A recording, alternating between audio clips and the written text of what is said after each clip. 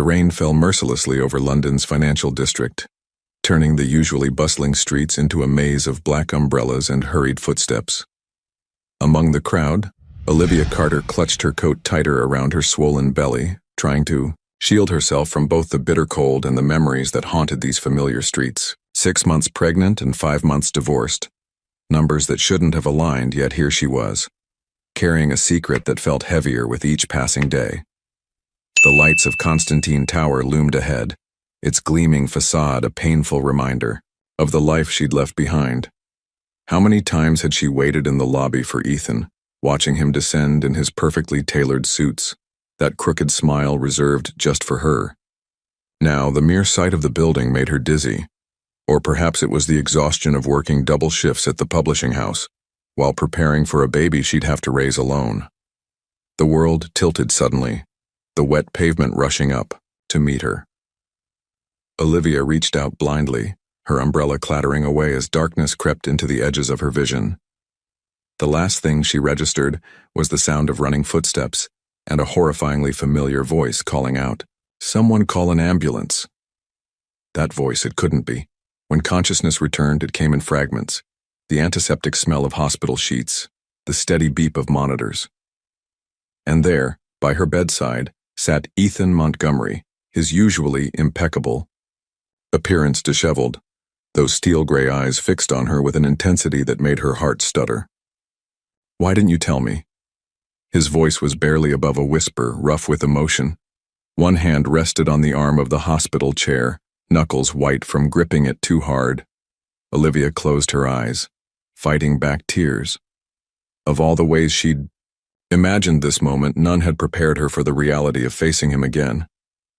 "Would you have believed me?" The bitterness in her voice surprised even her. "After everything that happened, after how quickly you believed I'd betrayed you." "This is my child, Olivia." The chair creaked as he leaned forward. 6 months pregnant means you knew when we signed the papers. You knew and you said nothing." "I tried." The words escaped before she could stop them, years of pent-up hurt spilling out. "That last day, in your office. But you wouldn't even look at me. You were too busy believing the lies Richard fed you about me trying to steal company secrets. Too consumed with protecting your precious empire to notice I was trying to tell you something important." The memory of that day still burned. Standing in Ethan's corner office, surrounded by floor-to-ceiling windows that made her feel like she was suspended in air, watching as he signed away their 3 years of marriage without meeting her eyes once. She'd placed a hand on her still flat stomach then, the words stuck in her throat as he'd pushed the papers toward her. "I should have known better." Ethan's voice cracked, an unusual display of vulnerability from a man who prided himself on control. "Richard's betrayal. I discovered it too late. The evidence he fabricated, the whole scheme to drive us apart. It was all a play for corporate control. But by then," he ran a hand through his dark hair, a gesture so achingly familiar it made Olivia's chest tight. "By then you were gone." "Mr. Montgomery?" A nurse appeared in the doorway, clipboard in hand. "Dr. Reynolds would like to discuss Mrs. Carter's condition." "Ms." Olivia corrected automatically, ignoring how Ethan flinched at the reminder. "And I'd prefer to speak with the doctor alone." "Like hell you will." Ethan stood, his imposing frame filling the small hospital room. "That's my child you're carrying. I have a right to—" "A right?" Olivia's laugh was hollow. "You gave up your rights when you chose your company over our marriage, when you believed a man you'd known for 2 years over your wife of 3. The monitor beside her bed beeped more rapidly, drawing a concerned look from the nurse. "Perhaps we should continue this discussion later," she suggested firmly. Miss Carter needs rest. The stress isn't good for the baby." The baby. Their baby. The reality of it seemed to hit Ethan anew as his eyes dropped to Olivia's swollen belly. Something shifted in his expression, the hard lines of anger softening into something more vulnerable, more dangerous to Olivia's carefully constructed walls. "I'm not walking away," he said quietly. the determination in his voice sending shivers down her spine. Not this time. Whether you like it or not, we're connected by this child, and I intend to be part of their life. You can't just decide that. Olivia's voice wavered. You can't just walk back into my life and make demands. I've spent 5 months building a new life, preparing to do this alone because you made it clear our marriage meant nothing to you. Is that what you think? Ethan moved closer, his presence overwhelming in the small room. That our marriage meant nothing? That I didn't spend every day of the past 5 months regretting the biggest mistake of my life? Before Olivia could respond, Dr. Reynolds entered, her presence cutting through the tension like a knife. Ms. Carter, how are you feeling? The fainting spell was likely due to overexertion and low blood pressure, but I'd like to run a few more tests to be sure. Ethan stepped back, but his eyes never left Olivia's face. She could feel the weight of his gaze as the doctor explained the need for overnight observation, the importance of rest, the concerns about her working too hard. Each word seemed to add another brick to the wall Ethan was determined to break. Down. I'll have your things brought from your apartment, he said when the doctor finished, his tone brooking no argument. You'll stay at the penthouse while we sort this out. Like hell I will. Olivia pushed herself up straighter, ignoring the wave of dizziness the movement caused. I'm perfectly capable of taking care of myself. Clearly. His voice dripped sarcasm as he gestured to their surroundings. That's why you're in a hospital bed. This isn't just about you anymore, Olivia. Think about our child. Our child. The words hung in the air between them, heavy with possibility and pain. 5 months ago, they would have been cause for celebration, for dreams of a future together. Now they felt like shackles, binding her to a man who had shattered her trust as easily as breaking a wine glass. 24 hours, Ethan said softly, his voice taking on that persuasive tone she remembered all too well from their marriage. Stay under observation for 24 hours, and then we'll discuss arrangements that work for both of us. That's all I'm asking. Olivia looked away, focusing on the rain streaming down the window. Somewhere out there was the life she'd been building, the independence she'd fought for after the divorce. But here, in this sterile hospital room with the father of her child, the past and future collided in ways she'd never prepared for. 24 hours, she agreed finally, still not meeting his eyes. But after that, we do this my way. No demands, no control. If you want to be part of this child's life, you play by my rules. We'll see. The ghost of his old smile played at the corners of his mouth as he settled back into the chair. Get some rest, Olivia.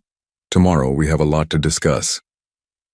As she closed her eyes, pretending to sleep, Olivia wondered if fate was laughing at her. 5 months of carefully constructed independence, of learning to live without him, all undone by a moment of weakness and a rainy London street. The baby kicked as if sensing her turmoil, and she placed a protective hand over her belly. 24 hours. She could handle 24 hours with Ethan Montgomery. It was all the hours after that she was worried about. True to his word, Ethan returned the next morning before visiting hours officially began. Olivia wasn't surprised. He'd always wielded influence like a finely crafted weapon, and a hospital's visiting hours policy would hardly stand in his way. What did surprise her was his appearance. Instead of his usual impeccable suit, he wore dark jeans and a charcoal sweater that reminded her painfully of lazy Sunday mornings in their penthouse. Your release papers are being processed, he announced, placing a paper cup of herbal tea, her favorite, on the bedside table. The familiar gesture made her throat tight. I've arranged for... I'm going home, Olivia cut him off, pushing herself up to sitting position. To my apartment. Your 4th floor walk-up in Brixton? His jaw tightened. The one without an elevator? Absolutely not. You've been checking up on me. It wasn't a question. Of course I have. Ethan's expression darkened. The moment I found out about the baby, I had my security team pull everything, working 60-hour weeks at Henderson Publishing, living in a building with questionable security, taking the tube at all hours. What were you thinking, Olivia? The genuine concern in his voice only fueled her anger. I was thinking I needed to survive. Some of us don't have trust funds and corporate empires to fall back on. You had access to our joint account. Your account, she corrected sharply. And I didn't want your money then, I don't want it now. Ethan ran a hand through his hair in frustration, a gesture so familiar it made her heart ache. This isn't about pride anymore. This is about our child's safety and well-being. Don't. Olivia held up a hand. Don't pretend this is all about the baby. You've been back in my life for less than 24 hours and you're already trying to control everything. Just like before. Before? He stepped closer, his voice dropping dangerously. Before? When I gave you everything you wanted? When I rearranged board meetings to make your gallery openings, when you decided what I wanted without asking. The words burst out of her. When you bought that house in Hampshire without consulting me, when you planned our entire lives around your company's needs. That house was meant to be a surprise. Frustration colored his tone. A place for us to raise our family away from the city's chaos. If you'd just given me a chance to explain, like you gave me a chance to explain about Richard's accusations. The silence that followed was deafening. Ethan's face went through a kaleidoscope of emotions before settling into something resembling regret. I deserve that. Yes, you did. Olivia's hand moved instinctively to her belly as the baby kicked, a movement that didn't go unnoticed by Ethan. His eyes followed the gesture, softening in a way that made her chest tight. Can I? He gestured toward her stomach, then let his hand drop. Never mind. The uncertainty in his voice, so unlike the confident man she'd known, made something shift inside her. The baby usually kicks more in the morning, she found herself saying. Especially after I have tea. Ethan's eyes lit up with cautious hope. Slowly, as if approaching a wounded animal, he moved closer to the bed.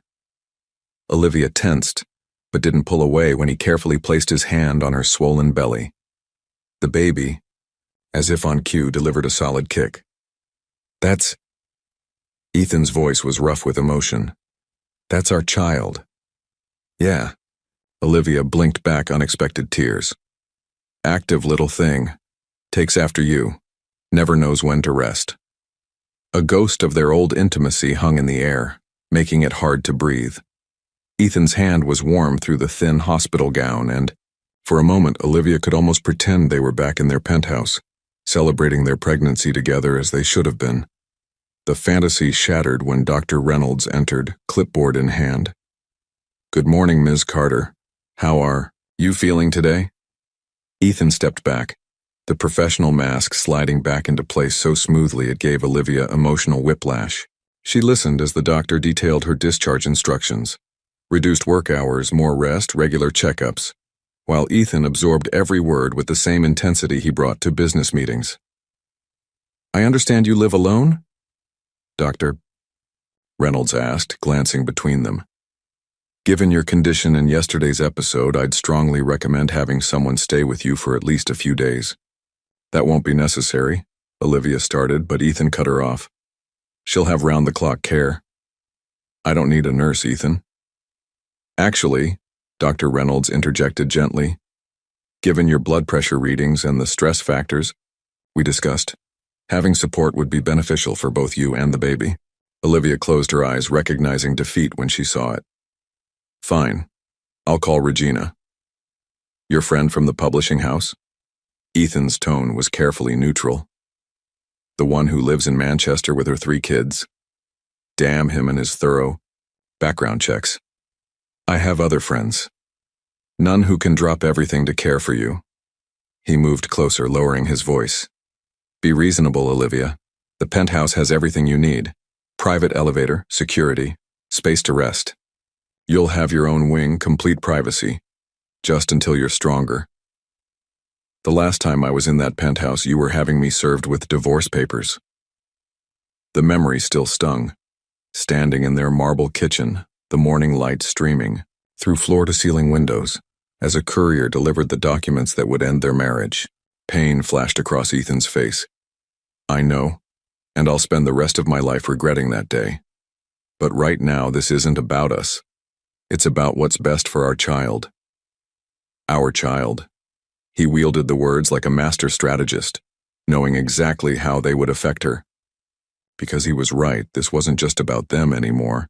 Her pride wasn't worth risking the baby's health.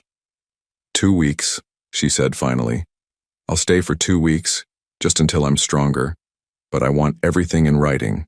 My right to leave whenever I want. No interference with my job, no attempts to control my life. A muscle ticked in Ethan's jaw. You really think you need legal protection from me? I think I needed it last time. The words hung between them, heavy with unspoken pain. Fine. He pulled out his phone, typing rapidly. I'll have Laurent draw up an agreement, but in return, I want full disclosure about the pregnancy, doctor's appointments, health updates, everything. Agreed. Olivia held his gaze, refusing to show how much this interaction was costing her emotionally. And Ethan? This arrangement doesn't change anything between us. We're not getting back together. He looked at her for a long moment, his expression unreadable. Get dressed. The car will be here in 20 minutes. He turned to leave, then paused at the door. And Olivia, you're wrong. Everything has already changed. After he left, Olivia placed both hands on her belly, feeling the gentle movements of their child. Don't worry, little one, she whispered. Mommy knows exactly what she's doing. But as she changed into the clothes Ethan had brought, designer maternity wear in exactly her size, because of course he'd already handled that, she wondered if she was lying to herself as much as to the baby. Because despite everything, despite all the pain and betrayal, her traitorous heart still skipped a beat when he looked at her the way he used to. 2 weeks in the penthouse. 2 weeks of navigating this new reality where they were connected by the most permanent of bonds, yet separated by wounds that felt impossible to heal. 2 weeks to prove to herself that she was truly over Ethan Montgomery. Somehow she had a feeling it wouldn't be that simple. The penthouse hadn't changed. That was Olivia's first thought as the private elevator doors opened directly into the sprawling living room. The same pale marble floors stretched toward floor-to-ceiling windows that offered a panoramic view of London's skyline. The same minimalist furniture, all clean lines and muted grays, arranged exactly as she remembered. Even the abstract sculpture she'd helped choose for their first anniversary still stood in its corner, catching the afternoon light. Your room is ready, Ethan said behind her, carrying her small suitcase despite her protests. I had the east. Wing prepared. Better morning light for you and the baby. The baby. Everything now revolved around those words. A reality that still felt surreal despite the obvious evidence of her expanding waistline. I can take it from here, she said, reaching for her suitcase. Dr. Reynolds said no heavy lifting. His tone left no room for argument as he strode down the familiar hallway. I had some things delivered for you. Maternity clothes, prenatal vitamins, anything you might need. I have my own things, Ethan. He paused at a set of double doors, his shoulders tensing. I know. But you're here now, and I intend to make sure you and our child have the best of everything. The words sparked a memory, their first major fight after marriage when he'd surprised her by redecorating her home art studio without consulting her. The best of everything, she'd thrown back at him then. But nothing that's actually mine. As if reading her thoughts, Ethan's expression softened. The studio is exactly as you left it, he said quietly. I never changed a thing. The revelation hit her harder than expected. She'd assumed he'd converted the space immediately after she left, turning it back into the home office it had been before their marriage. The thought of it sitting empty all these months, preserved like some sort of shrine to their failed relationship, made her chest tight. Mr. Montgomery? A familiar voice interrupted the moment. You have an urgent call from New York. Olivia turned to find Lawrence, Ethan's longtime personal assistant, standing in the hallway. He'd aged since she'd last seen him, new lines around his eyes speaking to the stressful months following the company's near takeover. Ms. Carter, he corrected himself quickly. It's good to see you again. Lawrence. She managed, a small smile. Still keeping him in line? Trying my best. His returning smile was warm but cautious. Mr. Montgomery, It's Richard Klein's attorneys. They're insisting on speaking with you directly about the pending litigation. Ethan's entire demeanor changed at the mention of Richard's name. Take a message, I'm not available. Sir, they're threatening to go public with certain allegations. Let them. Ethan's voice was steel. I'm done playing their games. Lawrence, implement Protocol 7 immediately. And get me everything we have on Klein's movements over the past 6 months, especially anything concerning Olivia. The professional mask slipped for a moment as Lawrence glanced between them. Everything? Every detail. Ethan turned to Olivia. There's something you need to see. After you've rested. I don't need to rest, she protested automatically, even as fatigue pulled at her limbs. The journey from hospital to penthouse had drained more energy than she wanted to. Admit, 1 hour. His tone softened. Please, Olivia. Then we'll talk. She wanted to argue, to demand answers now, but exhaustion won out. 1 hour, she agreed. Then you tell me everything about Richard. The East Wing suite was larger than her entire Brixton apartment. Sunlight streamed through vast windows, illuminating a sitting area, private bathroom, and a bedroom dominated by an enormous bed with what she knew would be ridiculously expensive sheets. Everything was new, she realized, chosen specifically for her return. The thought should have annoyed her, but instead it stirred something warm and dangerous in her chest. Sleep came surprisingly easily, but brought with it dreams of the past. She was back in their first apartment before the penthouse and the corporate success, when Ethan was still building his company from the ground up. He'd come home late, exhausted, but excited, to find her painting at midnight. I landed the Peterson account, he'd announced, pulling her into a kiss that left paint smudges on his suit. Baby, we're going to make it. Everything I promised you, the gallery, the house, the family, it's all going to happen. She'd believed him then, believed in them. Even as success changed their lives, brought them the penthouse and influence, and complications, she'd never doubted their foundation, not until Richard Klein entered their lives. The memory shifted, became the day everything fell apart. Standing in Ethan's office as Richard presented his evidence, doctored emails, manipulated photos, a carefully constructed narrative that painted her as a corporate spy. She'd watched the trust drain from Ethan's eyes, replaced by cold suspicion. Olivia? Ethan's voice pulled her from the dream. She blinked awake to find him standing in the doorway, his expression troubled. You were talking in your sleep. She pushed herself up, noting that someone, probably the housekeeper, had draped a soft blanket over her. How long was I out? 3 hours. He moved into the room, keeping a careful distance. You needed it. But now we need to talk. I've found something about Richard. Something that changes everything. Olivia studied him, noting the tension in his shoulders, the barely contained anger in his eyes. Tell me. Instead of speaking, he held out a tablet. On the screen was a series of emails dated from 6 months ago, just before their divorce. As she read, her hand instinctively went to her stomach, as if to shield their child from the ugly truth unfolding before her. He planned it all, Ethan said quietly. The fake evidence, the timing, everything. But it wasn't just about the company. He broke off, his hands clenching into fists. He wanted you. The emails made her skin crawl. Messages between Richard and unknown conspirators, detailing not just the corporate takeover attempt but a personal vendetta. Plans to separate her from Ethan, to swoop in as a sympathetic friend once the divorce was final. Did he? She swallowed hard. Did he approach you? After?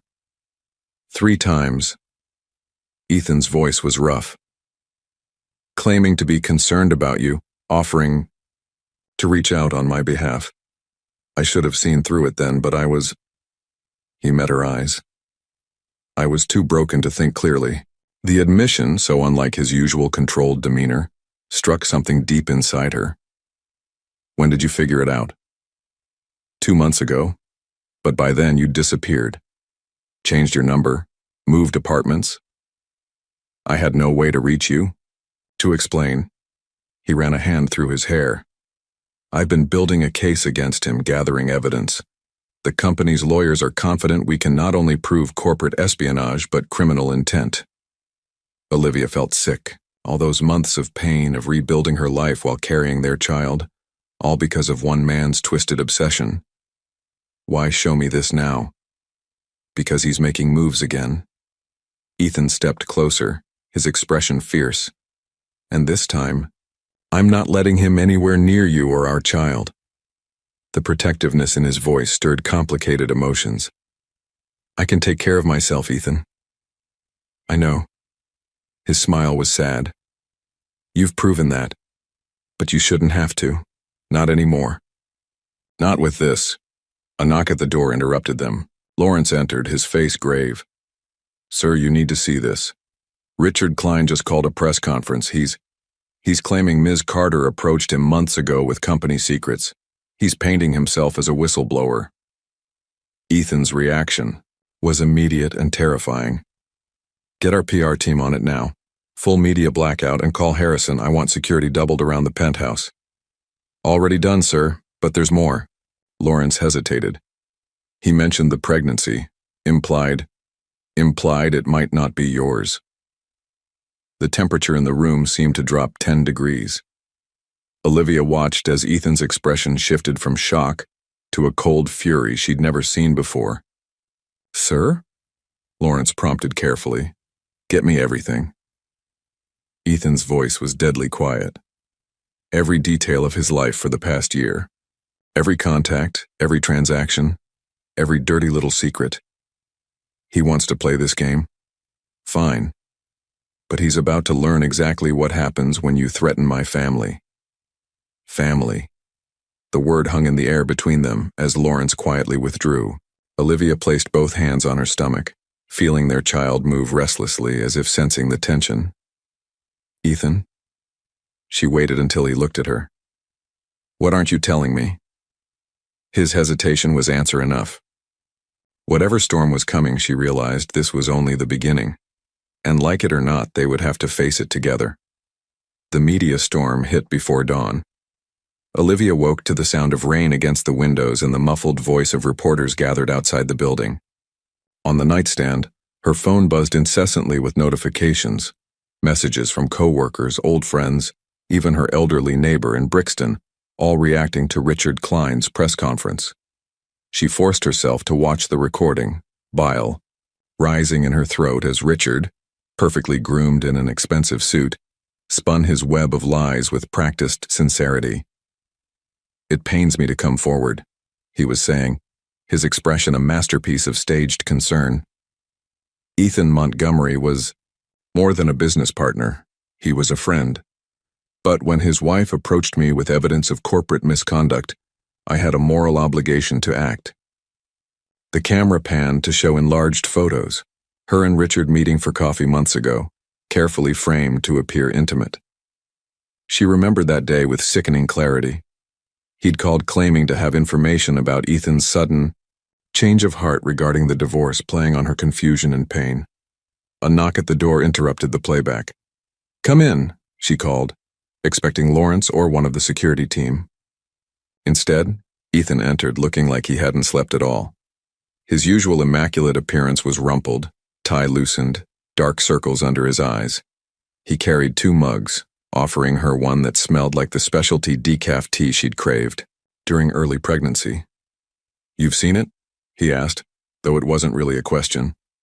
How bad is it? Stock's down 12%. He settled into a chair near the bed, careful to maintain distance. The board's demanding an emergency meeting. Legal's preparing countersuits, but none of that matters right now. Of course it matters. Olivia sat up straighter, wrapping her hands around the warm mug. Your company can weather this storm. I'm more concerned about what this stress is doing to you and the baby. As if on cue, their child delivered a solid kick. Olivia shifted uncomfortably, and Ethan's eyes tracked the movement with an intensity that made her chest tight. I should have seen it, he said quietly. All those meetings he arranged, always positioning himself as the voice of reason during our worst arguments. He was playing us both. He was your friend. He was a snake. Ethan's voice turned hard. And now I know why. Lawrence found something. Bank transfers dating back 18 months. Richard's been working with Carlton Industries the whole time. Carlton? The name sparked recognition. Your main competitor in the Asian market? The same company that tried to buy us out 3 years ago. Ethan leaned forward, his expression intense. Remember that weekend in Singapore, when I was supposedly there for routine meetings? When you came back with that jade pendant for me? The memory surfaced like a bubble breaking, Ethan surprising her with the delicate necklace, his eyes bright with some secret triumph. I was there to stop Carlton from initiating a hostile takeover. They'd been quietly buying shares through shell companies, positioning for control. I blocked it by securing backing from the Jang Group instead. And now they're trying again through Richard. The pieces clicked into place. But why target me? Why not just attack the company directly? Ethan's jaw tightened. Because they learned from last time. My business decisions, my drive, it all changed after I met you. You became my weakness and my strength. So they needed to remove me from the equation. The realization made her feel cold despite the warm tea. Break your focus, make you vulnerable. And it worked perfectly. Self-loathing crept into his voice. I was so caught up in the betrayal, so blind with hurt. I didn't see the bigger picture until it was too late. A sudden commotion outside drew their attention. Raised voices in the hallway. Then Lawrence burst in without knocking, something he'd never done in all the years Olivia had known him. Sir, there's been a breach. His normally calm demeanor was shaken. Someone accessed Ms. Carter's medical records. They're threatening to release details about the pregnancy. Ethan was on his feet instantly, phone in hand. Get Harrison up here now and call Dr. Reynolds. Warn her about the breach. Already done, but sir. Lawrence hesitated. They're not just after the medical records. They found something else. About Ms. Carter's time in Paris. The mug slipped from Olivia's hands, tea spilling. Across the expensive sheets, Paris. No one was supposed to know about Paris. Olivia? Ethan turned to her, concern warring with confusion on his face. What is he talking about? You've never been to Paris. Her throat closed around the words. I was there 3 months ago, just for a week. I needed to. She pressed a hand to her mouth, fighting sudden nausea that had nothing to do with pregnancy. Understanding dawned in Ethan's eyes, followed quickly by hurt. You went to see him, didn't you? Laurent de Vries. The name hung in the air between them like poison. Laurent, Ethan's former mentor, the man who'd given him his start in business. The man who'd retired to France years ago after a falling out that Ethan never fully explained. He contacted me after the divorce. The words tumbled out. Said he had information about Richard, about what really happened. I was desperate for answers. And you didn't think to tell me this when all of this started? Ethan's voice was dangerously quiet. When I showed you the evidence about Richard, I was going to. But then everything happened so fast. The hospital, moving here, the press conference. What did he tell you? When she hesitated, his expression hardened. Damn it, Olivia, what did Laurent say? Before she could answer, Harrison, head of security, entered with 2 of his team. Sir, we need to move Ms. Carter immediately. We've detected unauthorized surveillance. Equipment in the building across the street. They're watching us? Olivia's hand went protectively to her stomach. Not anymore. Harrison's smile was grim. My team disabled their equipment, but we have to assume they've got backup plans. The safe house in Kent is ready. No. Ethan's voice brooked no argument. The lake house, it's more secure and I need to be able to reach them quickly. Them? Olivia stood, steadying herself against the bedpost. I haven't agreed to go anywhere. This isn't a debate. Ethan moved closer, his expression softening slightly. Whatever Laurent told you, whatever secrets you're keeping, we'll deal with it. But right now, you and our child need to be somewhere safe. I'm not leaving until you know everything." She met his gaze directly. "About Paris, about Laurent, about why Richard really targeted us. You deserve the truth." For a moment, she thought he would argue. Instead, he turned to Harrison. "Give us 10 minutes, then we move." As the others filed out, Ethan remained standing by the window, his back to her. "Start with Paris," he said quietly. "Tell me everything." Olivia took a deep breath, one hand resting on her swollen belly where their child kicked restlessly. The truth had destroyed them once before. Now it might be the only thing that could save them. "It started," she began, "with a letter Laurent sent 2 days after our divorce.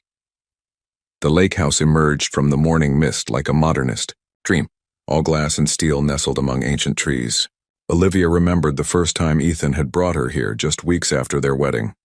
My sanctuary, he'd called it, the only property he owned that Richard Klein didn't know about. Now, as Harrison's security team swept the perimeter, she stood in the vast living room watching dawn break over the lake. Behind her, Ethan paced, absorbing everything she'd told him during the tense drive from London. "Let me get this straight," he said finally, his voice carefully controlled. "Laurent claimed Richard was working with Carlton Industries before I even met you, that this whole thing was orchestrated years in advance?" He had proof. Olivia sank into a leather armchair, exhaustion seeping into her bones. Photos of Richard meeting with Carlton's CEO in Moscow, dated 3 months before he joined your company. Bank transfers through shell companies. Everything. And you believed him? There was no accusation in Ethan's tone, only a deep weariness. "After how things ended between us, between him and me, I didn't want to." She met his eyes. "But the evidence was compelling. Laurent showed me documents proving Richard had been placing his people throughout your company for years. The takeover attempt was just the final move. Why didn't Laurent come to me directly?" He tried. The memory of Laurent's pained expression in his Paris apartment made her throat tight.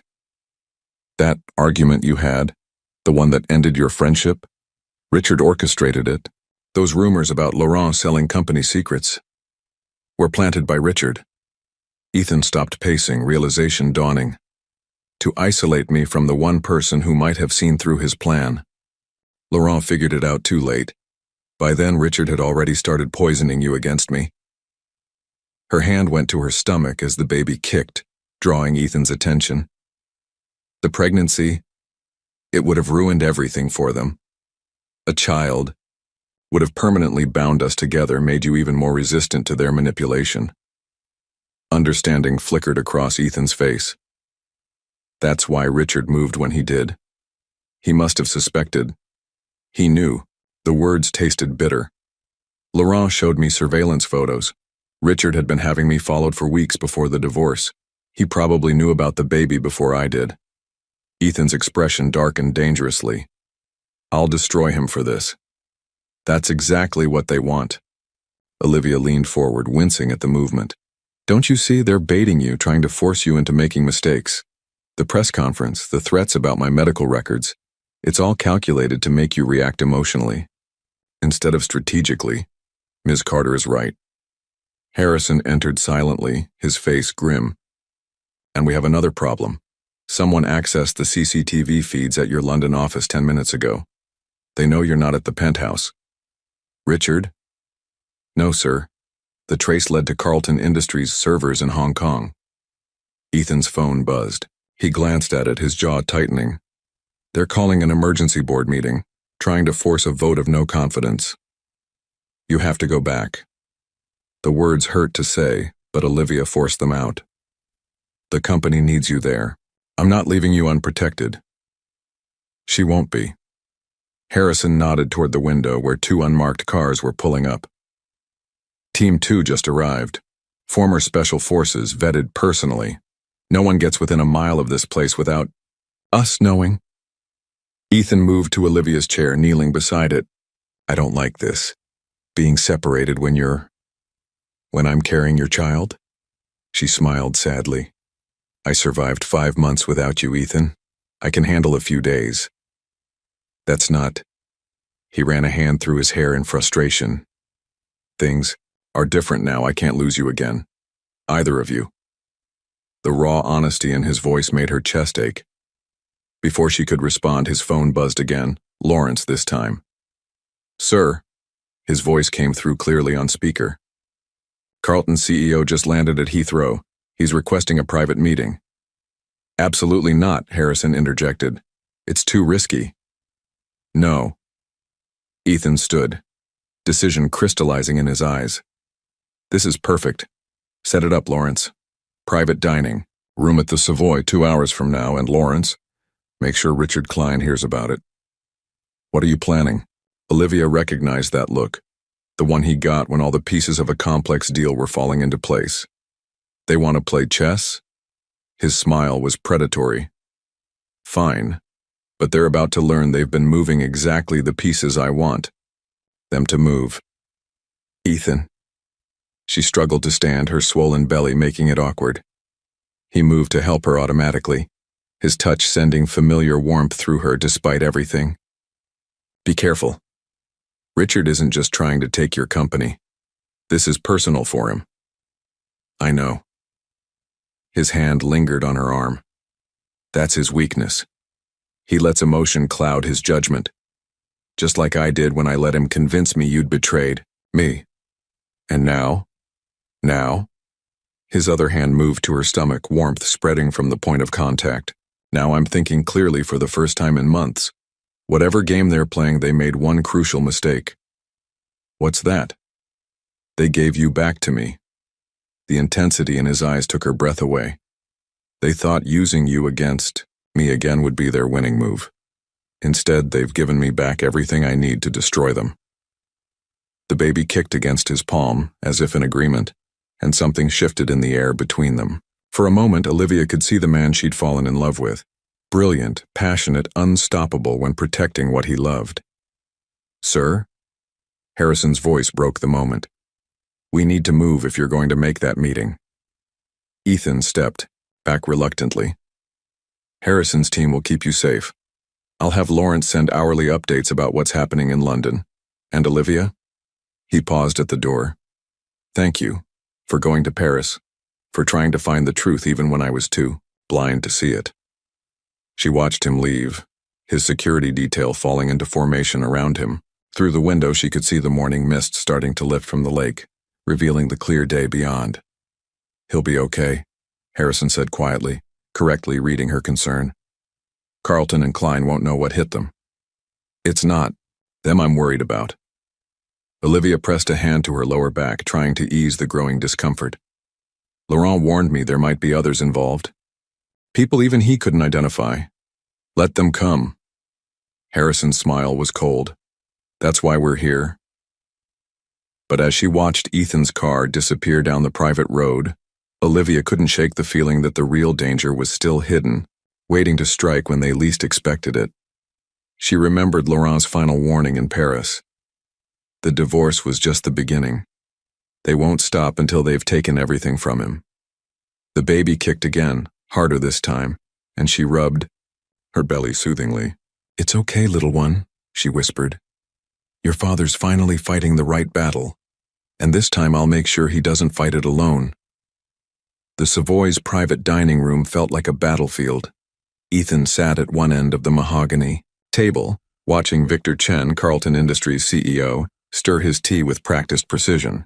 Neither man had touched the elaborate lunch spread between them. Your wife's pregnancy is progressing well, I trust? Chen's smile never reached his eyes.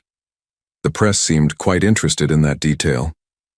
Let's skip the pretense. Ethan's voice was ice. We both know why you're here. Indeed. Chen set down his spoon with a soft clink. Your company is vulnerable, Ethan. The board is nervous. Shareholders are selling. Richard Klein's accusations have created quite the opportunity. For another takeover attempt? Ethan leaned back, projecting calm he didn't feel. How did the last one work out for you? Circumstances have changed. Chen's smile widened fractionally. Your personal life has become quite messy. The board questions your judgment, and now with a baby on the way, he spread his hands. They worry about your focus. The door opened before Ethan could respond. Richard Klein walked in, exactly as planned, his confident smile faltering slightly when he saw Chen. Richard, Ethan didn't stand. Right on time. I wasn't aware this was a group meeting. Richard recovered quickly, taking a seat. Victor, I didn't expect to see you in London. Clearly. Ethan watched the micro-expressions flitting across Richard's face. Confusion, concern, fear. Problem? Before either man could respond, Ethan's phone chimed with a text. His heart jumped. The arranged signal from Harrison that Olivia was safe. He forced his expression to remain neutral as he read the actual message. Package secure, but we have company. Gentlemen, he said smoothly, tucking the phone away. Let me be clear about what's going to happen next. He placed a USB drive on the table. This contains proof that Carlton Industries has been illegally manipulating my company's stock through shell companies.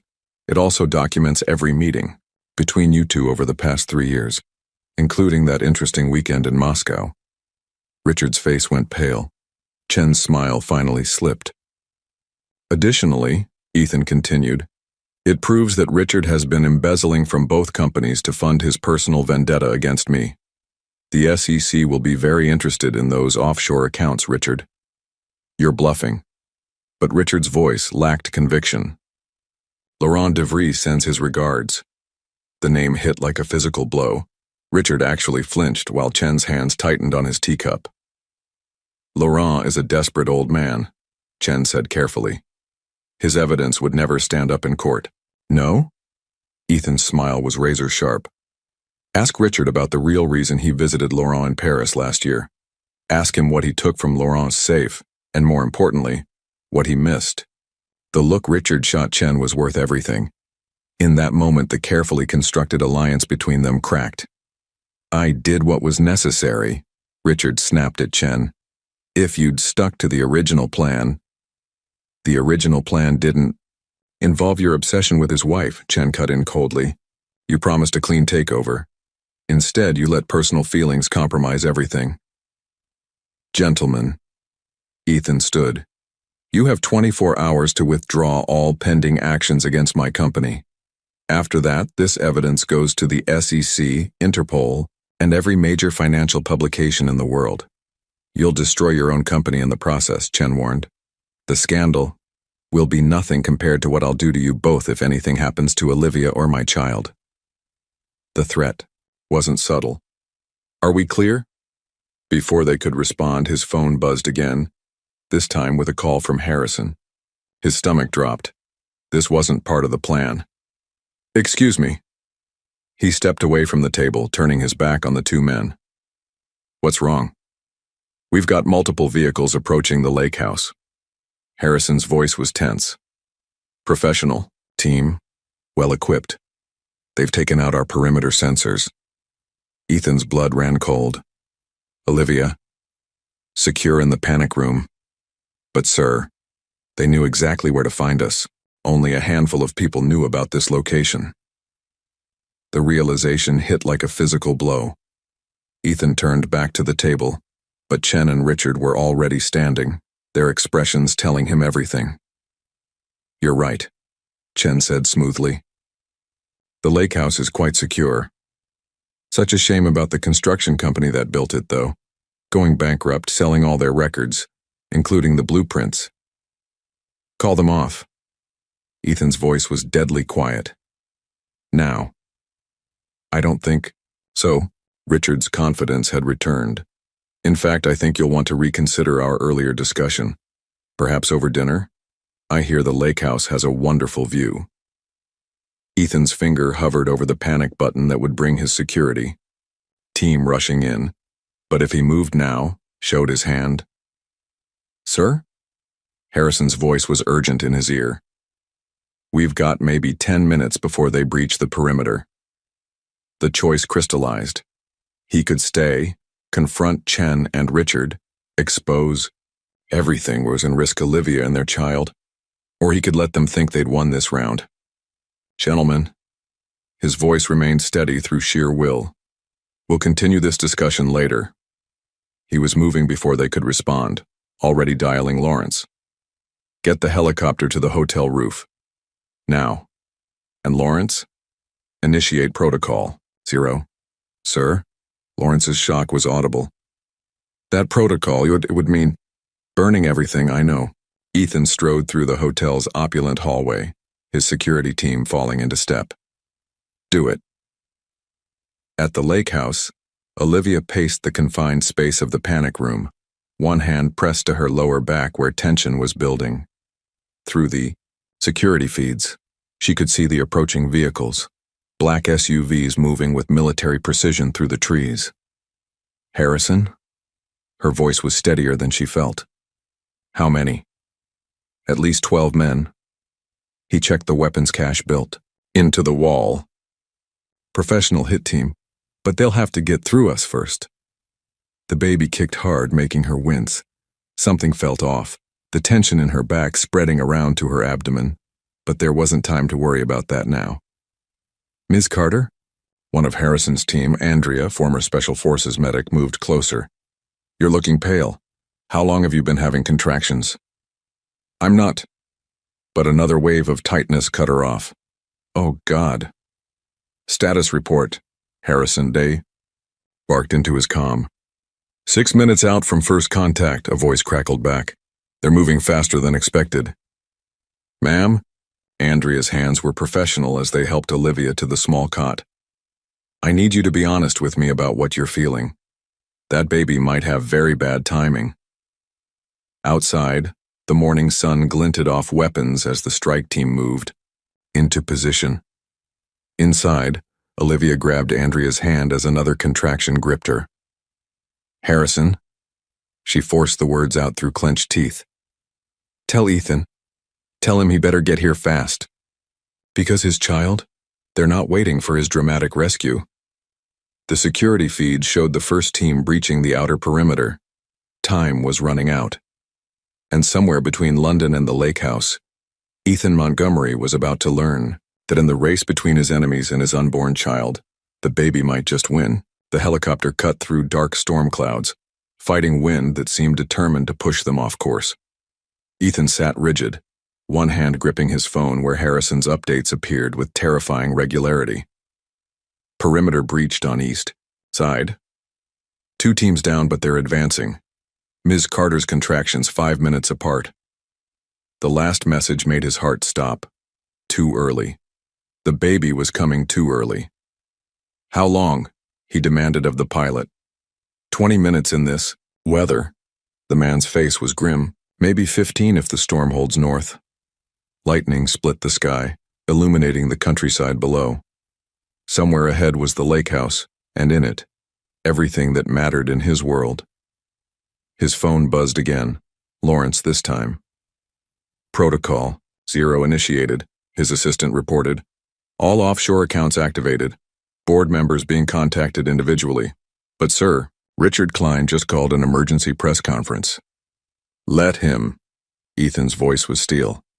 By the time he steps up to that podium, every account he and Chen have touched will be frozen. Every shell company exposed. Every conspirator named. It's not just that. Lawrence hesitated. He's claiming to have proof about Laurent de Vries, about why he really left the company. The implications hit hard. He's going after Laurent? Already has. French police just arrested him at his Paris apartment. They're claiming evidence of massive fraud dating back 15 years. 15 years. When Ethan was just starting out, when Laurent was teaching him everything he knew about business and about survival. Sir? The pilot's voice cut through his thoughts. We've got a problem. Local authorities are ordering us to divert. They're claiming restricted airspace. Of course. Chen's influence at work, trying to slow him down. Ignore them. Sir, they're threatening to scramble jets. Let them. Ethan leaned forward. You've got diplomatic clearance codes in your system. Use them. Those are for emergencies only. My wife is in labor while professional killers try to breach her safe room. Ethan's voice could have frozen hell. Use the codes. At the lake house, Olivia gripped Andrea's hand as another contraction peaked. Through the pain, she could hear Harrison coordinating the defense, his voice tight with controlled tension. Team 3, fall back to secondary positions. Team 2, I need that east corridor locked down now. 4 minutes apart, Andrea reported quietly, checking her watch, and getting stronger. We need to make some decisions soon. Olivia nodded, sweat beading on her forehead. How bad is it out there? Andrea's hesitation was answer enough. On the security feeds, they could see Harrison's teams engaging with the attackers. The advantage of defensive positions was helping, but the professionals attacking them were good. Too good. They're not just mercenaries, Harrison said, joining them while reloading his weapon. These are ex-military. Special ops. They know exactly what they're doing. Like they knew about the panic room? Olivia gasped as another contraction built. The blueprints? No. Harrison's expression was grim. Like they've been practicing this assault. They know our protocols, our response patterns. This isn't just about the blueprints. They've been studying us. A crash echoed through the feeds, the sound of the main door being breached. Harrison pressed a button and steel shutters slid silently over the panic room's walls, adding another layer of protection. How long will it hold? Olivia managed between breaths. Long enough. But Harrison's eyes went to the medical supplies Andrea was laying out. The question is, how long do we have before that little one decides to make an appearance? First babies usually take their time, Andrea offered, helping Olivia change position. Could be hours yet. A violent explosion rocked the house, making the security feeds flicker. When they stabilized, 3 cameras were dark. Unless they use explosives to access the lower levels, Harrison amended. Then we might have other problems. Olivia closed her eyes, trying to focus on her breathing like her prenatal classes had taught. But those classes hadn't covered giving birth in a panic room while under assault. Harrison? One of his team called from the communication station. We've got an incoming helicopter, unknown signature. Ethan? Olivia's hope must have shown in her voice. Can't confirm, they're running dark. Harrison studied the radar display. Could be reinforcements for them. Andrea, get her away from the outer wall. Johnson, Peters, coverage positions. Another explosion. Closer this time. On the remaining feeds, they could see the strike. Team moving with practiced efficiency through the house's upper levels. 3 minutes apart, Andrea reported as another contraction hit. And her water just broke. This baby. They're not waiting for backup. Harrison made a decision. Peters, get the emergency medical kit. Johnson, help Andrea move that cot to the far corner. If they breach this room, that's our last defensible position. Harrison, Olivia grabbed his arm as he passed. If it comes down to it, if you have to choose between protecting me or getting this baby out safely, that's not going to happen. His voice was firm. Your husband didn't hire me just for my tactical skills. I delivered my own daughter in a sandstorm in Afghanistan. Trust me, this baby's going to be fine.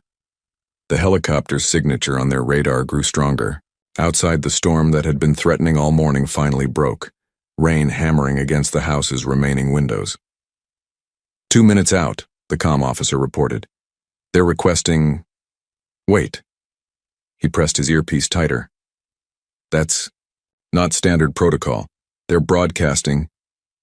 Through the speakers came a sound that made Olivia's heart stop. Mozart's Piano Concerto No. 23, the piece that had been playing the night Ethan proposed. It's him.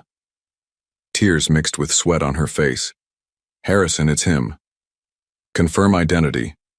Harrison ordered, but his relief was visible.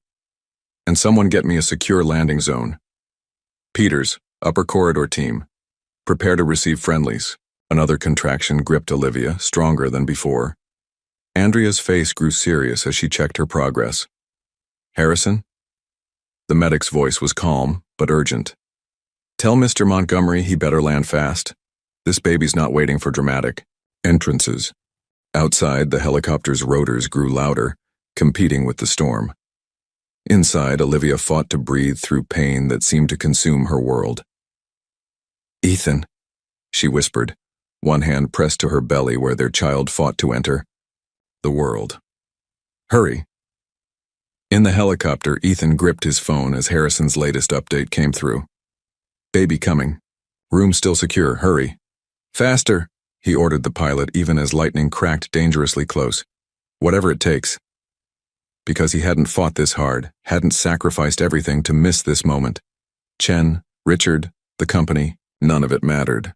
His world had narrowed to a fortified room where his wife battled to bring their child into the world, while professional killers tried to reach her. The lake house appeared through the rain, emergency lights marking a landing zone on the lawn. Even from the air, he could see the signs of battle: broken windows, smoke rising from the east wing, Harrison's teams engaging hostiles near the main entrance. "Sir?" The pilot tensed. "We're taking fire." "Land anyway." Because beneath, the sound of rotors and gunfire carrying faintly through the storm came a different sound. A baby's first cry, announcing their arrival into a world of chaos and love and desperate hope. Ethan Montgomery had just become a father. And heaven, help anyone who tried to stand between him and his family. The world had narrowed to the sound of his daughter's cries. Ethan moved through the chaos of the lake house like a force of nature, Harrison's advance team clearing his path. Gunfire echoed from the east wing, but it was background noise now. Nothing mattered except reaching that reinforced room where his child's first cries pierced the air. "Status?" he demanded as Harrison himself appeared from a side corridor. "Mother and daughter stable." Harrison fell into step beside him, efficiently dispatching a hostile who emerged from the library. "But we've got problems. They're not retreating." "Of course not." Ethan checked his phone. Still no response from Lawrence about Laurent's situation in Paris. "They're not here just for Olivia and the baby.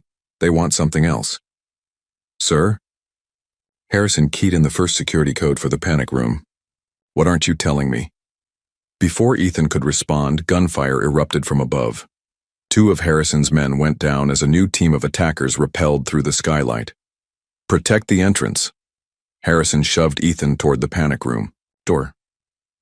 "Secondary team, upper-level breach." Ethan's fingers flew over the keypad, entering the complex sequence that would grant him access. Inside, he could still hear his daughter crying, strong, healthy cries that made his heart constrict. The door opened with a hydraulic hiss, revealing a scene he'd never forget. Olivia, exhausted but radiant, cradling a tiny bundle against her chest. Andrea beside her, monitoring vital signs.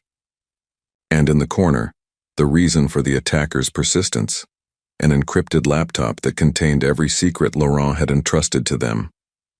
"Ethan." Olivia's voice was weak but joy-filled. "Meet your daughter." The world stopped. The gunfire, the explosions, the crisis unfolding around them, all of it faded as he crossed the room and saw his child's face for the first time. Tiny features, still scrunched from birth, a wisp of dark hair beneath the blanket. "She's perfect." His voice cracked as he touched her impossibly small hand. "Just like her mother." "Sir." Harrison's urgent voice broke the moment. "We need to move them, now. They've breached the East Wing security." As if in response, an explosion rocked the house, closer than any before. The baby startled, her cries intensifying. "Can you walk?" Ethan asked Olivia, noting how pale she was. "Do I have a choice?" But her attempt at humor was strained. "Andrea's given me something for the pain, but—" "No time for a stretcher," Harrison interrupted. "They're targeting power systems. If they cut backup power—" "The elevator to the tunnel won't work," Ethan finished. "Andrea, help me with her. Harrison, the laptop." "Already secured." Harrison grabbed the computer. "But sir, if that's what they're really after—" "Then we use it." Ethan helped Olivia to her feet, supporting most of her weight. "Harrison, leak our location. Make sure they know we're heading for the tunnel." "Sir?" "Trust me." Ethan's expression was dangerous. Chen made one crucial mistake. He thought Laurent only gave us information about the corporate takeover. Understanding dawned in Harrison's eyes. There's more on that laptop. Much more, including... Ethan broke off as another explosion hit, this one taking out the main power. Emergency lights kicked in, bathing everything in red, including proof of who really ordered this attack. And it's not Chen or Richard, the baby whimpered, and Olivia instinctively clutched her closer. Ethan, what aren't you telling me? Laurent didn't just uncover corporate espionage. Ethan helped her toward the secondary exit, Andrea supporting her other side. He found evidence of an entire shadow board, powerful people who've been manipulating companies, governments, even wars. Chen and Richard are just pawns. And now these people are after us? Olivia's voice shook. After our daughter? No. Ethan's voice hardened. They're after the only copy of Laurent's evidence that they haven't managed to destroy. The laptop Richard thought he'd taken from Laurent's safe? A decoy. The real data? Laurent gave it to you in Paris. The external drive. Olivia remembered the small device Laurent had pressed into her hands. The one he said to give to you only if they came after us like this. Ethan nodded to Harrison, who began the sequence to open the secret passage. Laurent knew they'd make their move eventually. He just didn't expect you to be in labor when they did. The passage opened silently, revealing a steep staircase leading down.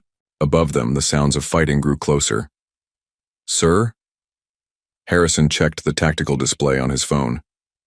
They've taken the bait. 2 teams converging on the tunnel entrance. Good. Ethan lifted Olivia into his arms despite her protest, careful of their newborn daughter. Andrea, stay with them. Harrison, get your best team and make lots of noise heading for the tunnel. The rest of you with me. Where are we really going? Olivia asked as he carried her not toward the stairs but toward what appeared to be a solid wall. Something Laurent taught me years ago. Ethan nodded to Andrea, who pressed a hidden panel. The wall slid aside, revealing a second passage. Always have an escape route nobody knows about, not even the architects. The baby had quieted, seemingly soothed by her father's steady movements. As they moved into the hidden tunnel, Olivia finally asked the question that had been burning since his arrival. The company? Everything you built? Gone. His voice was calm. The moment I initiated Protocol Zero, everything transferred to secure accounts. Shell companies, assets, all of it, legally untraceable. By tomorrow, Montgomery Industries won't exist on paper. You gave up everything. She touched his cheek. For us? No. He looked down at their daughter, his expression softening. I finally chose what matters. The rest we can rebuild. Together. The tunnel led them to a hidden bunker where a car waited. As Andrea helped settle Olivia and the baby in the back seat, Ethan's phone buzzed one final time. A message from Laurent routed through layers of security. They took the bait. Paris police lost me during transfer, heading to the rendezvous point. Tell my granddaughter I can't wait to meet her properly this time. Ethan smiled as he got behind the wheel. Chen, Richard, the shadow board, they thought they were hunting him. But with Laurent's evidence, his daughter safe, and Olivia back in his life, the hunters were about to become the hunted. Where are we going? Olivia asked as they emerged onto a private road, the sounds of battle fading behind them. Somewhere safe. He reached back to touch their daughter's tiny hand. Somewhere we can introduce this little one to her grandfather Laurent properly. Because this wasn't the end of their story. In many ways, with their daughter's first breath, it was just beginning. The Scottish Highlands stretched endlessly before them, ancient mountains shrouded in morning mist. The private estate, one of Laurent's many hidden properties, sat nestled in a valley, its stone walls and modern security systems, an unlikely combination that perfectly suited their needs. Olivia stood at the nursery window, watching the sunrise while their daughter slept peacefully in her arms. 3 days had passed since their escape from the lake house. 3 days of healing, bonding, and waiting for the other shoe to drop. She's finally asleep? Ethan's voice was soft as he entered, his footsteps silent on the plush carpet. Just now. Olivia turned, taking in his appearance. He'd abandoned his usual suits for casual clothes, but the lines of tension around his eyes remained. Any word from Laurent? He's in position. Ethan moved closer, gently touching their daughter's dark curls. The evidence is being prepared for release. Lawrence has everything encrypted and ready to go to every major news outlet simultaneously. And the shadow board? Taking the bait. A grim smile crossed his face. Chen's company announced an emergency acquisition bid this morning. They think they've won. That destroying my company means they've destroyed the evidence. The baby stirred, making tiny sounds in her sleep that tugged at both their hearts. Olivia shifted her carefully, still marveling at how something so small could command such power over them. She needs a name, she said softly. We can't keep calling her Little One. I've been thinking about that. Ethan's hand moved to support the baby's head, his touch infinitely gentle. What about Victoria? It means victory. Olivia smiled. Victory over everything they tried to do to us. Victoria Grace Montgomery. He tested the name. Strong enough to face whatever comes, graceful enough to rise above it. Like her mother? Olivia meant it as a joke, but Ethan's expression turned serious. Exactly like her mother. He cupped her cheek with his free hand. You faced everything, alone for so long, rebuilt your life, protected our child, never gave up hope that the truth would come out. Not entirely alone. She leaned into his touch. Laurent has a lot to answer for. But there was no anger in Ethan's voice. He should have told me about the shadow board years ago, about how deep their influence went. He was protecting you. Olivia walked to the antique crib, another of Laurent's perfect touches, and gently laid Victoria down. Just like you protected me by walking away when Richard threatened to destroy my career along with yours. Ethan's expression darkened at the memory. I should have seen through it. The gallery accusations, the supposed evidence of corporate espionage. I let them manipulate my worst fears. And I should have fought harder to make you listen. She turned to face him. We both made mistakes, Ethan, but they brought us here to her. As if on cue, Victoria sighed in her sleep, one tiny fist escaping her blanket. They both moved to tuck it back in, their hands meeting over their daughter. The moment was interrupted by Harrison's quiet entrance. Sir? The package from Paris just arrived. Ethan straightened, all business again. Laurent's final evidence? Yes, sir, and there's something else. Something about Richard Klein's connection to the shadow board. It's bigger than we thought. Show me. They moved to the study, close enough to hear Victoria through the baby monitor, but far enough not to disturb her sleep. On the antique desk, Harrison laid out documents and photos that made Olivia's blood run cold. Richard wasn't just working for them, Ethan said quietly, studying the evidence. He's part of them. His father was one of the founding members.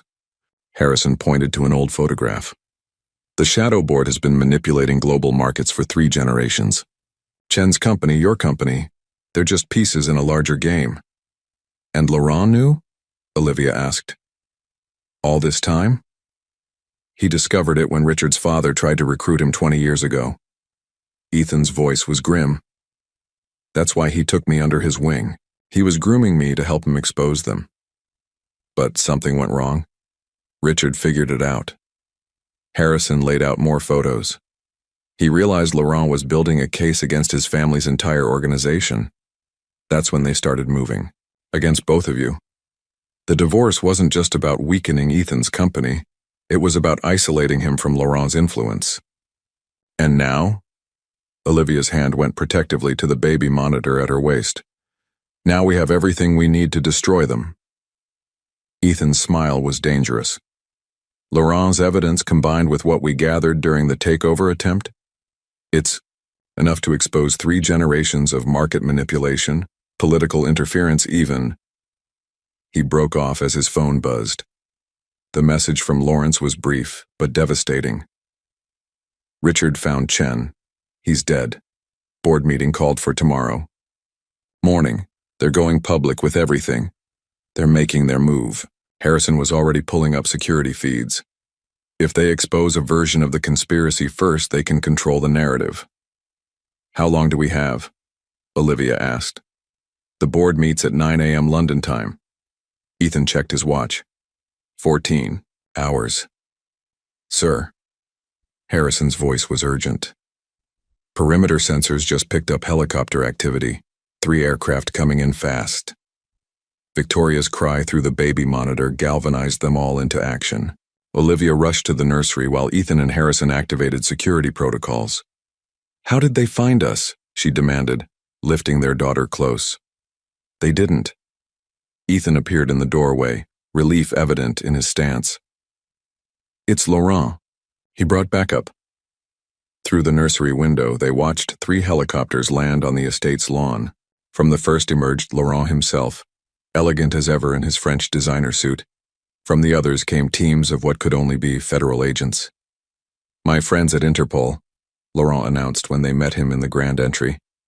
Ready to take our evidence public and protect your family while they do. He paused, eyes fixing on the bundle in Olivia's arms. And this must be my granddaughter. Victoria chose that moment to open her eyes, fixing Laurent with a stare that made him catch his breath. She has your spirit, he told Olivia. Then, smiled at Ethan. And your determination. May I? As Laurent held his honorary granddaughter for the first time, Ethan's phone buzzed again. This time, the message made him smile. Lawrence has everything in place. The moment the board meeting starts, every piece of evidence goes public. Banking records, secret meetings, 3 generations of manipulating world events, all of it. And Richard? Olivia asked. We'll learn what happens when you threaten the wrong family. Laurent's voice was steel beneath its cultured accent. Both his corporate one and his real one. Victoria gurgled, reaching for Laurent's immaculate tie, and the tension in the room softened. She really does need protecting, Laurent mused, letting the baby grab his finger instead. The world can be quite dangerous for those born to change it. She has us, Ethan said simply, wrapping an arm around Olivia. All of us. Because tomorrow would bring chaos. Exposed conspiracies, toppled power structures, the end of a shadow organization that had manipulated world events for generations. But tonight, in this safe harbor in the Scottish Highlands, a family pieced itself back together. Victoria Grace Montgomery slept peacefully, unaware that her very existence had helped expose a conspiracy that would reshape the financial world.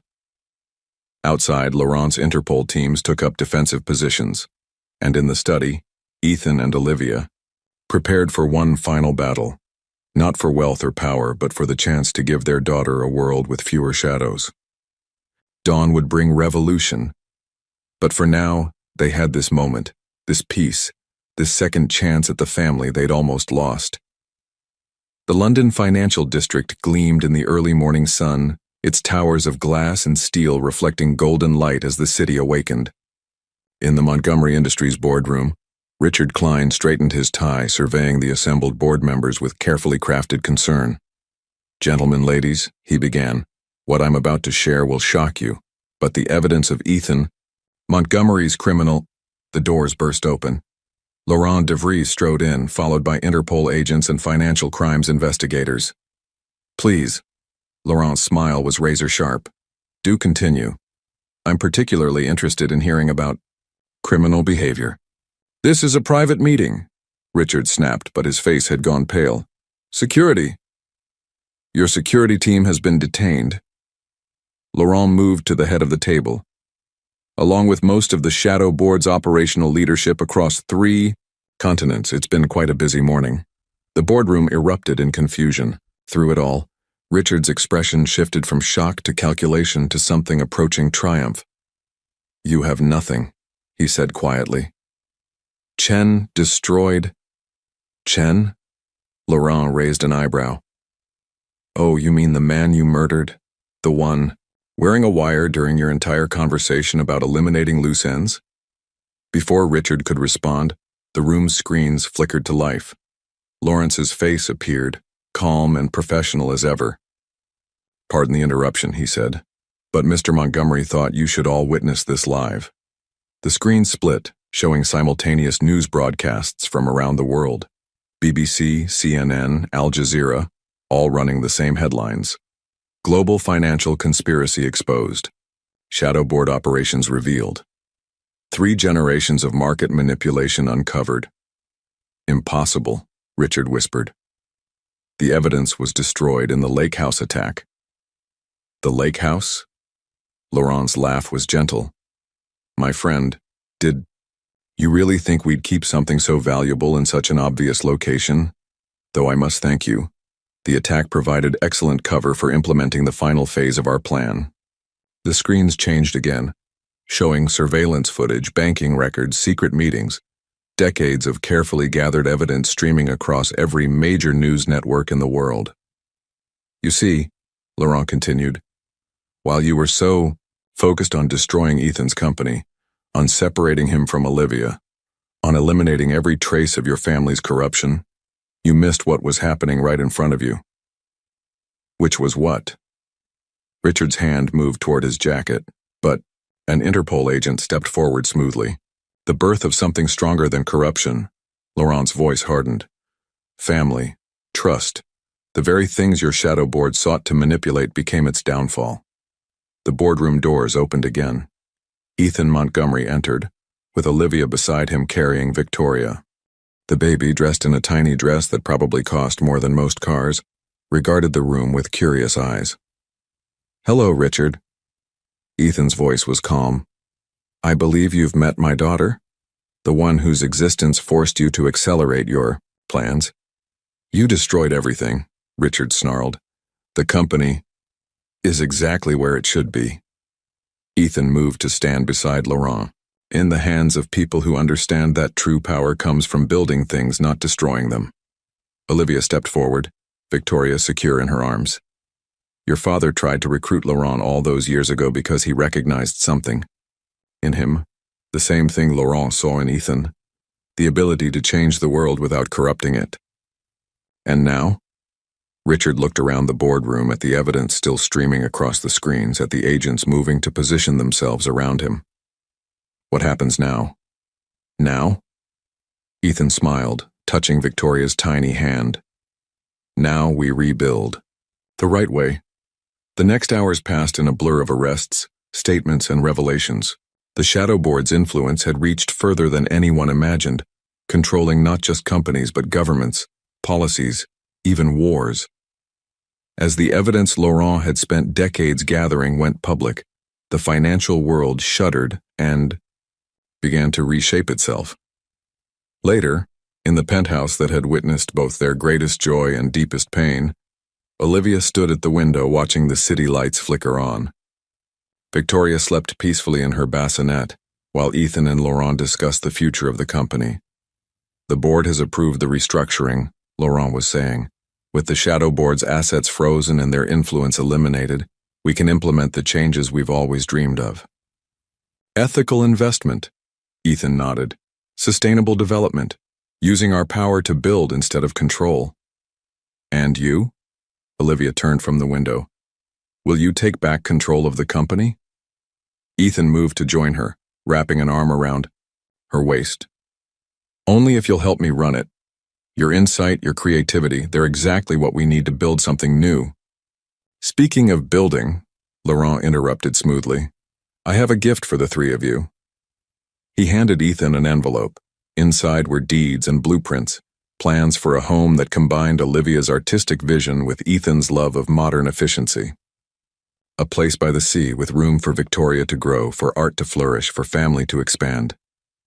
I believe, Laurent smiled, this might be a better surprise than that house in Hampshire. Olivia laughed, tears in her eyes. It's perfect.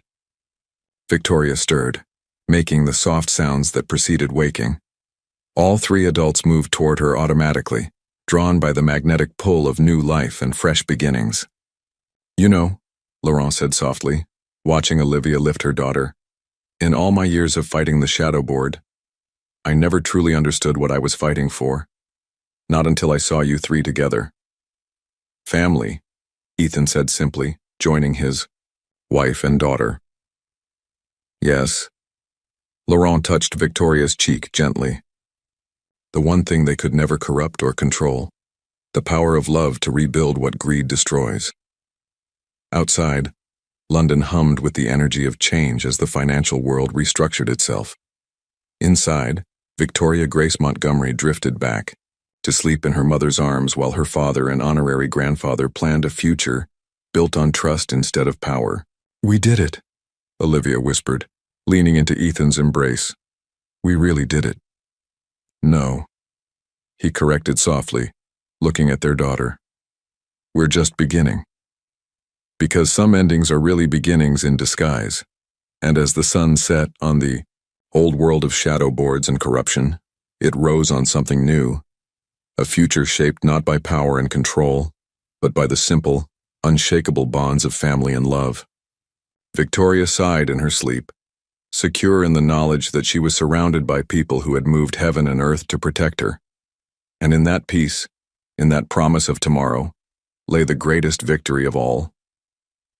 If you found out that the person you loved most in the world had been manipulated into doubting you, like Olivia found out about Ethan, would you have the courage to fight for that love again, or would you let your pride speak louder? Leave your opinion in the comments. Thank you for watching. If you enjoyed the story, please subscribe to our channel and leave a comment below letting us know what you thought. Your feedback and support mean a lot to us. Stay tuned for more exciting stories.